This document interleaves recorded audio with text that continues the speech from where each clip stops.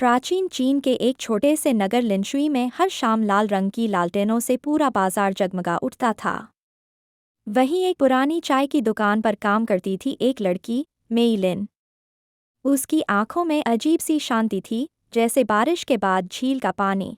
मेई लिन हर रात दुकान बंद होने के बाद नदी किनारे बैठकर बांसुरी बजाती थी।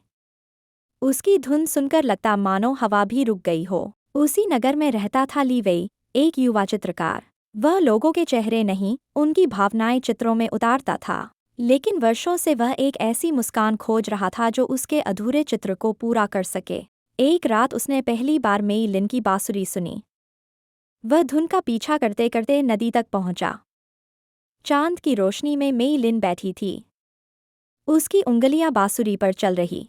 ली वेई कुछ पल उसे देखता रहा, फिर बोला, तुम्हारी धुन सुनकर लगता है जैसे कोई अपना बहुत दूर चला गया हो। मेई लिन हल्का मुस्कुराई। कुछ लोग लौटने के लिए नहीं जाते, सिर्फ याद बनने के लिए जाते हैं।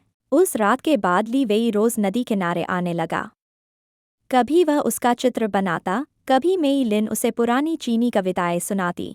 धीरे धीरे दोनों के बीच एक शांत प्रेम जन्म लेने लगा, बिना इजहार के, बिना वादों के। सर्दियां आने लगीं। नगर में लालटेन उत्सव की तैयारी शुरू हुई। पर उसी समय राजा के सैनिकों का आदेश आया कि ली वेई को राजधानी जाना होगा, क्योंकि उसकी कला की चर्चा महल तक पहुंच चुकी थी।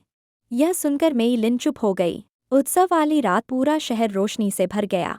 कुछ लोग हंस रहे थे, नाच रहे थे। लेकिन नदी किनारे अजीब सी खामोशी थी। ली वेई ने मेई लिन को एक चित्र दिया। उस चित्र में मेई लिन नदी किनारे बांसुरी बजा रही थी और उसके पीछे हजारों लालटेन आसमान में उड़ रही थीं। अब मेरा अधूरा चित्र पूरा हो गया, ली वेई बोला।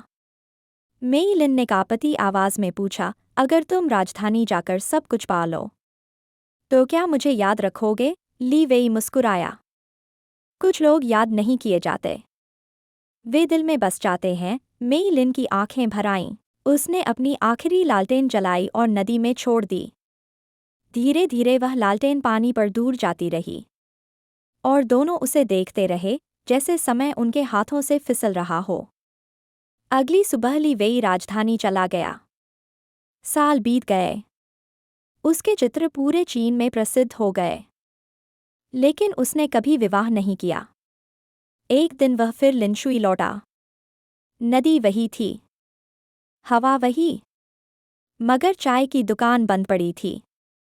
पास खड़ी एक वृद्ध महिला ने बताया, मेई लिन कई वर्ष पहले बीमारी से चली गई, लेकिन हर रात यहाँ एक लालटेन छोड़ जाया करती थी, शायद किसी के लौटने के इंतजार में।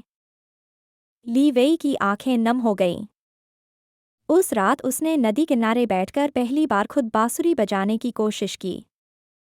धुन टूटी हुई थी, अधूरी थी, लेकिन हवा में कहीं दूर ऐसा लगा जैसे कोई धीमे से मुस्कुरा रहा हो।